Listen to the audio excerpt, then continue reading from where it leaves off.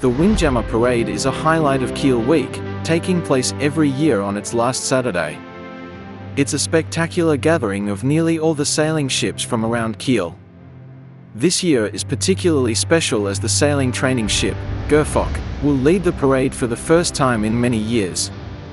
The Gerh Fock is a tall ship of the German Navy, built in 1958 as a replacement for the original Gerh Fock built in 1933, which was taken as war reparations by the Soviet Union after World War II, renamed Tovarish, and returned to Germany in 2003. Both ships are named in honor of the German writer Johann Kiel, who wrote under the pseudonym Gerh Fock and died in the Battle of Jutland-Skagerrak in 1916.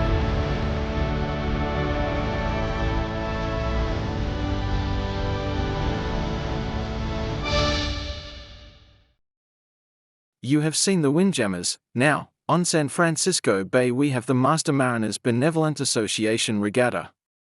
Every year the Master Mariners Benevolent Association organizes a regatta where classic sailboats, designed or built before 1937, come out to race on San Francisco Bay. This year more than 60 boats came out to sail, and yes, race.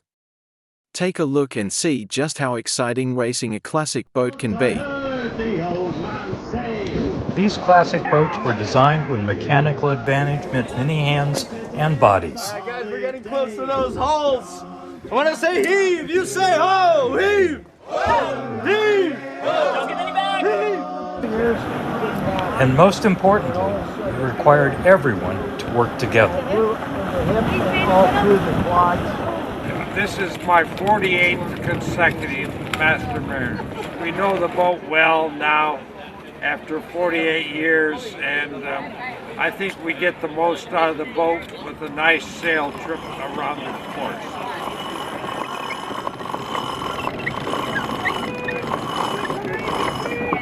You're not over!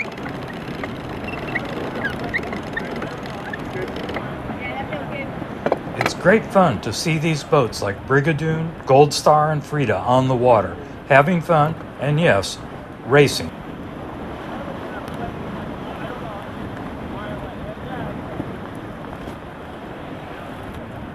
Summer came early with bright and sunny skies from noon on. The winds did their part, building as the day progressed to typically heavy breezes across the Slack. Brigadoon, we've always had a rule, when you're at the helm, you never look back. Like, you're never looking for your competition, you're never worried about that. If you're steering, you're just steering eyes forward and you're focused on where you're going. So 100 yards from tide line.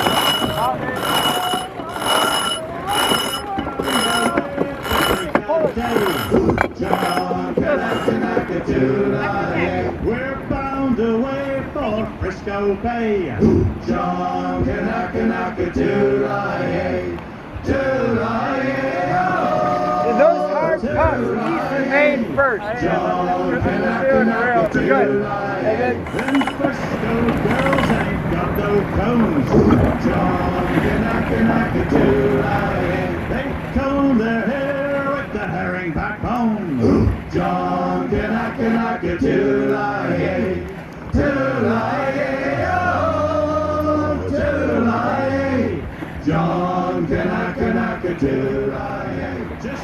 In racing, you always try to get the last few clicks of speed. Sometimes that extra sail area doesn't help, and it definitely makes the skipper's job more difficult. it's an incredible workout. You know, I usually, I don't know if you saw it, but I use like my whole like body weight sometimes to turn the wheel, and I'm usually sore the next day after a race, for sure. She is very confident in her ability to handle the boat.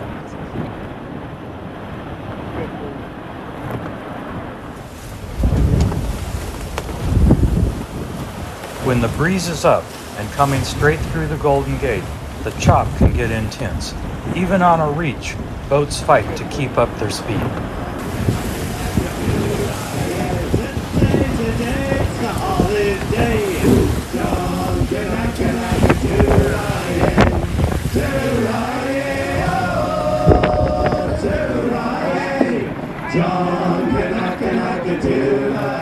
We'll work tomorrow, but no work today. John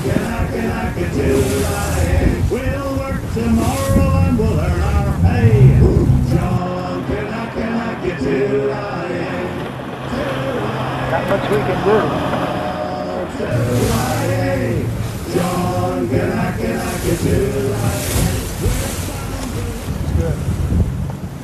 On bigger boats with multiple sails, it may be bumpy, but on smaller open boats, the adrenaline level is equal to the excitement of the ride. We had a nice day. Got sun, good wind. Didn't do as well as we'd like. Well, we had our fastest time around the course, but not fast enough to beat our competition. They beat us by a couple of minutes. But a good day overall. Always nice to be out there. Any day nobody gets hurt and we don't break anything is a successful day on a 100-year-old wooden boat. Encinal is very gracious. They put on a very good party, and we're very lucky to have them. I heard the old man say, John, can I get today it's a holiday. John, can I get today? John,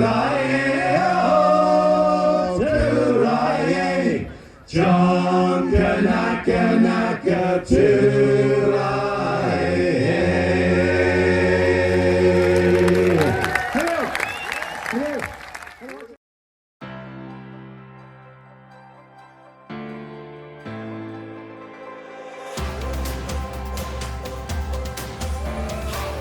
This is your weekly global sailing highlights show, The World on Water, July 12, 2024.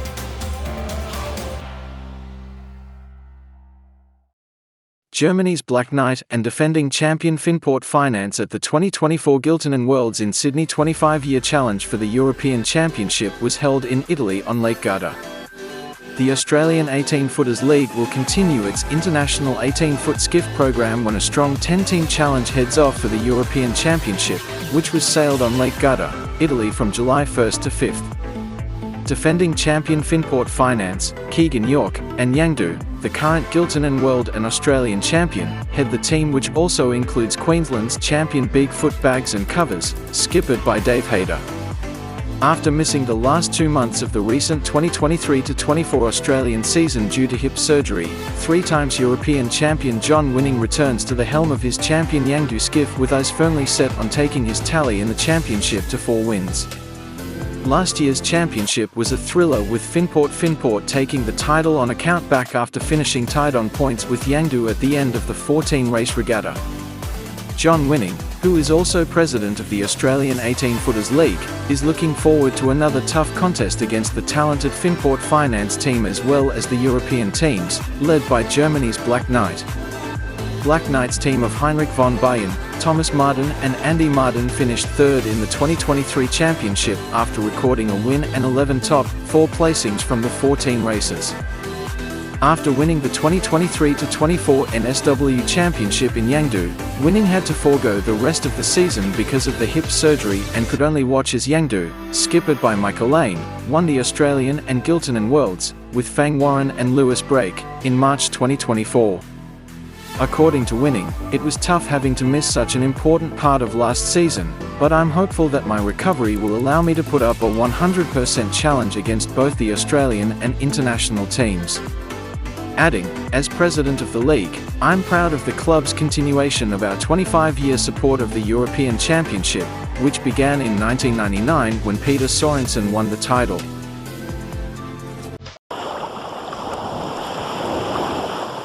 Terry Hutchinson, New York Yacht Club, American Magic skipper, and president of sailing operations, discusses the upcoming month as the team is working at a feverish pace and we are less than 50 days away from the start of the 37th America's Cup in Barcelona.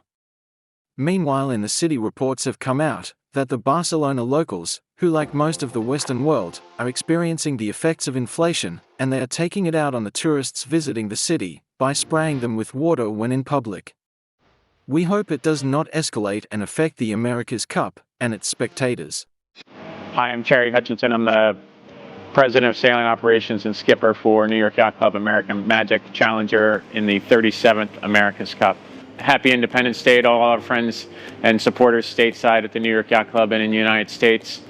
Here we are in Barcelona, Spain, approximately 50 days out to the start of racing for America's Cup 37 and the America's Cup World Series. You know, it's been a pretty feverish pace here at American Magic. We have a lot of development going on really in a couple different areas. First, there's the actual platform Patriot herself that the sailing team is learning the innuendos of proper setup, you know, balancing the development of sail shapes, hydro settings versus the targets that have been given to us by the design team. In sail development world, Max and Juan are working at a feverish pace as the schedule gets quite condensed for us, and so for the sail designers and really the execution side of that in the sail loft, Ben Newton and the team are really going at gangbusters to deliver basically 4 mainsails over an 8-week period of time, and that again times 2 in jibs for not only the round robins but for the semifinals, finals, and the match.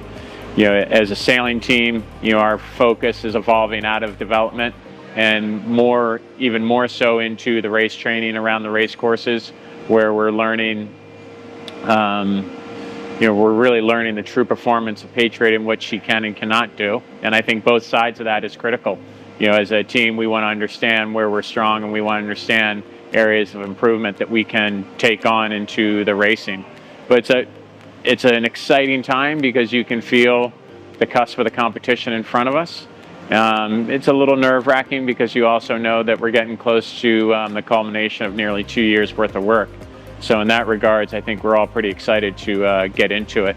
You know, the month of July will conclude with a bit of a measurement period and the media installation into the yacht. So we'll be down at the end of the month for approximately 4 days as all the teams have to go through this process.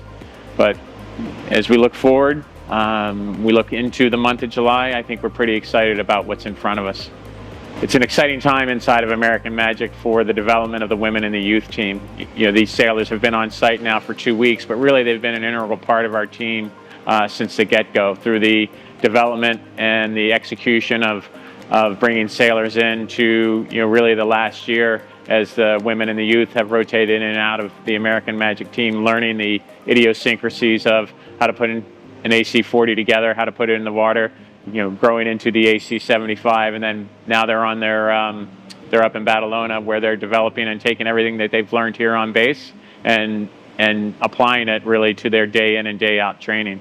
It's exciting to see. You know, the last week we had a great lineup per se, where they sailed into windward of us in about 23 knots of breeze and positioned the AC40 to windward, and then both boats tacked, and we had this just incredible lineup of the current and the future generation of sailors for American Magic. And I think when you contemplate the amount of work that goes into this, what's very cool to see is the experience that they're getting now, and how that will continue and perpetuate the future development of our sailing teams.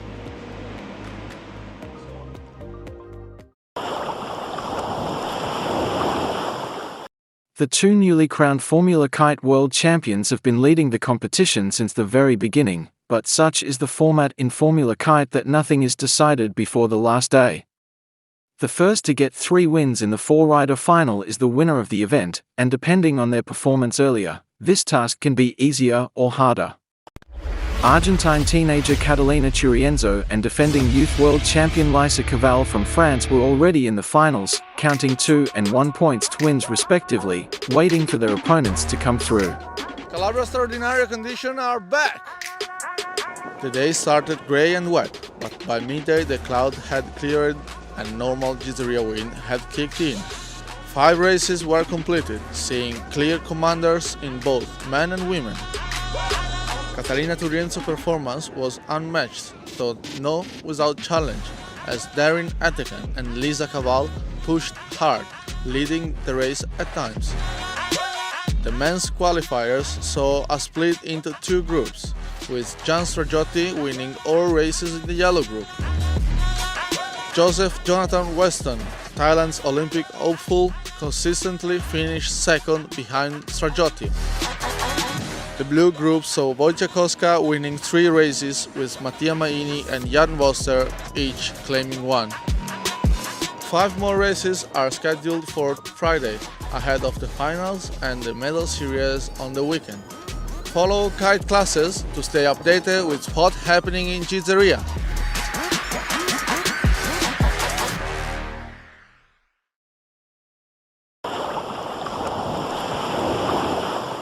The 18-footer league's international support was accelerated back in the late 1960s, early 1970s when the then club secretary, Alf Bieshel, promoted tours by Australian teams to the USA, which was followed by an Open Worlds at Plymouth in the UK in 1978. The Australian teams are expecting challenges from Germany, Denmark, Hungary and UK, which all had teams finishing in the top 10 in the 2023 regatta. Australia's teams for the 2024 European Championship are Yan Du, John Winning, Fang Warren, Lewis Brake.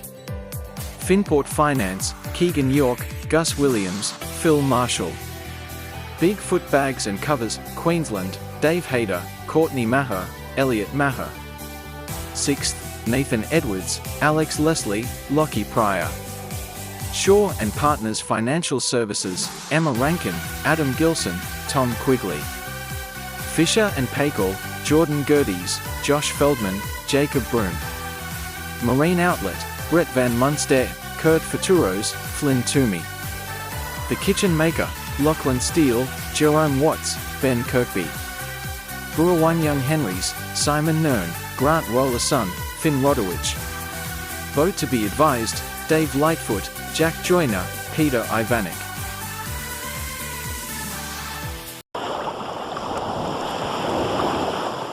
British Amoka 60 sailor, Pip Hare of Medallia, has her boat broken down into pieces for checking, before her Lego project of putting all the pieces back together, before the Vendée Globe race commencement in November.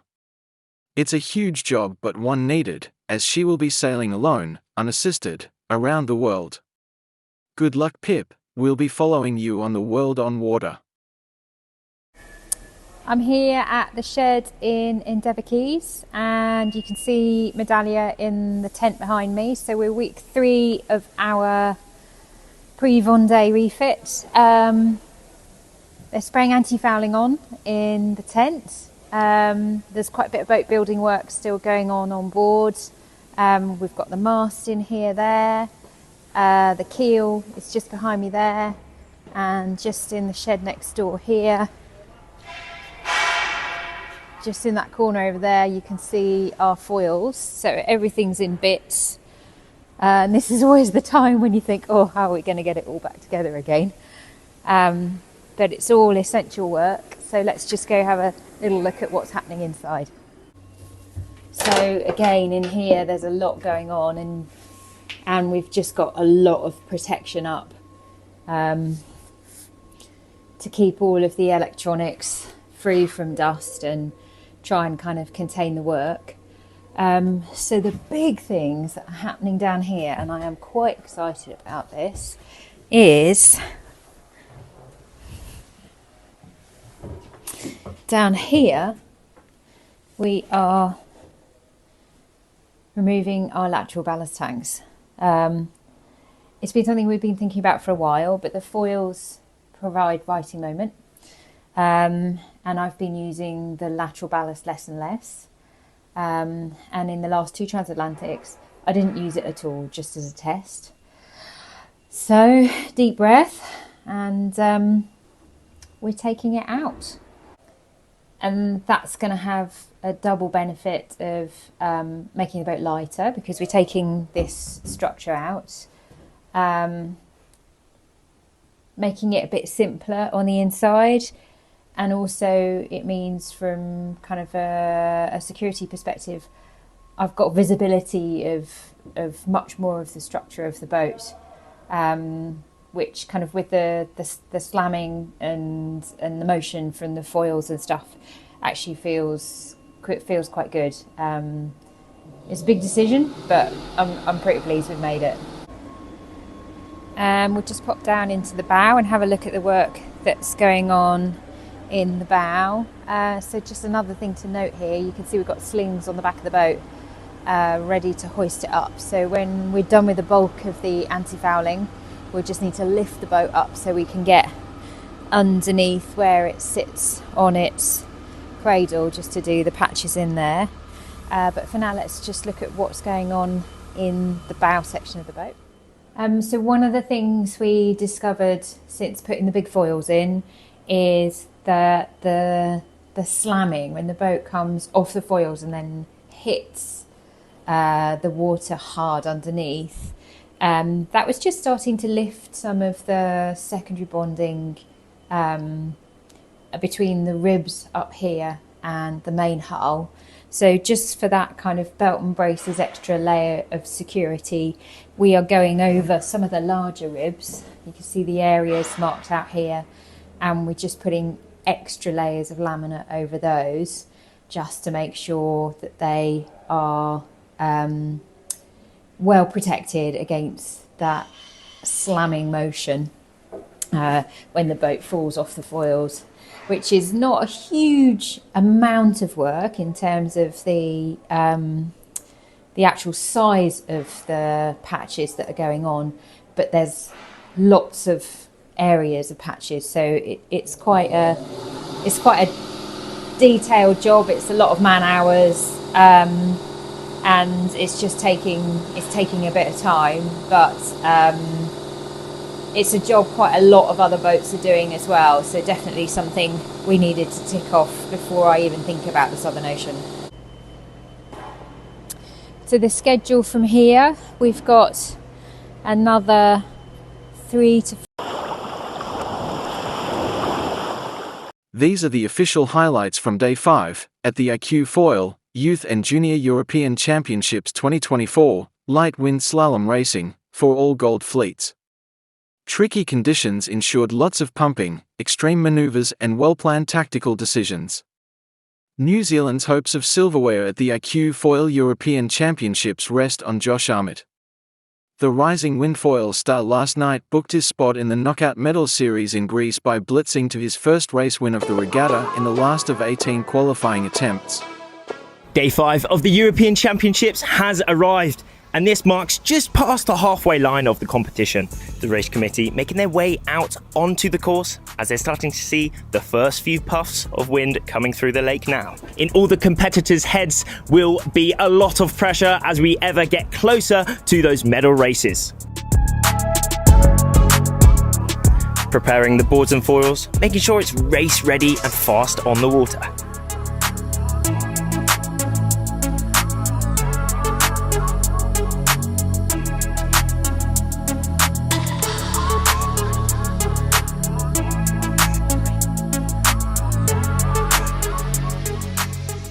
A long day, but a great day here on Day 5. It was quite light overall, meaning that we went for slalom racing throughout, but it was amazing. All the spectators on the shore were absolutely loving it. They were almost going double the speed of the wind and putting in some very sharp maneuvers and great battles on the course. We now have the remaining 3 days of racing coming up, and also we do have that live stream tomorrow, so make sure you tune in to see all the action firsthand.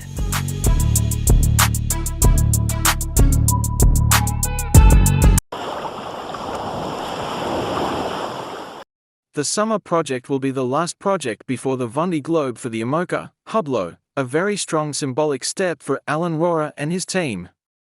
Alan Rohrer and Hublot is heading for the Vendée Globe 2024, the Everest of the seas. Like our Pip Hare story, earlier in this show, Alan's boat is broken down and checked. Especially the foils, which go back to the makers, Persico Marine, in Italy. It's a huge job. But remember, he is racing alone around the world with no help. Ces journées de manutention, on a ce qu'on appelle démater, c'est enlever le mât du bateau. Et puis ensuite, on a sorti la coque de l'eau. Donc là, on en a pour 1h30 à peu près de travail. Et puis derrière, on pourra mettre le bateau dans le chantier. À la base, c'est un chantier qui devait durer 2 semaines, mais il va durer 2 mois parce qu'on a pas mal de petits dégâts liés à la transat CIC. Il y a un fond de coque qui est bien cassé, mais l'idée c'est de fiabiliser ce qui n'est pas encore fiable, il y a peu de choses, et de rendre 100% fiable le bateau à sa mise à l'eau pour le Vendée Globe. On vient de récupérer notre foil qui était dans le container depuis New York, donc XT de le retrouver pour pouvoir enfin l'emmener en réparation. Ça fait bizarre de le voir ici, chez nous, dans cet état-là, parce qu'il est quand même, il n'est pas très beau à voir. Donc là, le foil il va partir dès demain en Italie, chez Persico Marine, qui ont construit les foils. Donc ils vont d'abord commencer par le remettre entièrement à nu, et puis recréer en fait la structure, les pots au fur et à mesure, jusqu'à retrouver sa forme initiale. Donc c'est un gros chantier, c'est une réparation qui n'a pas encore été faite sur ce type de foil. Maintenant c'est le début d'une nouvelle histoire parce qu'il y a beaucoup de travail pour remettre et le foil et le bateau propre. On a hâte que ça commence, on a hâte que ça finisse et on a hâte de pouvoir renaviguer avec le bateau à 100%.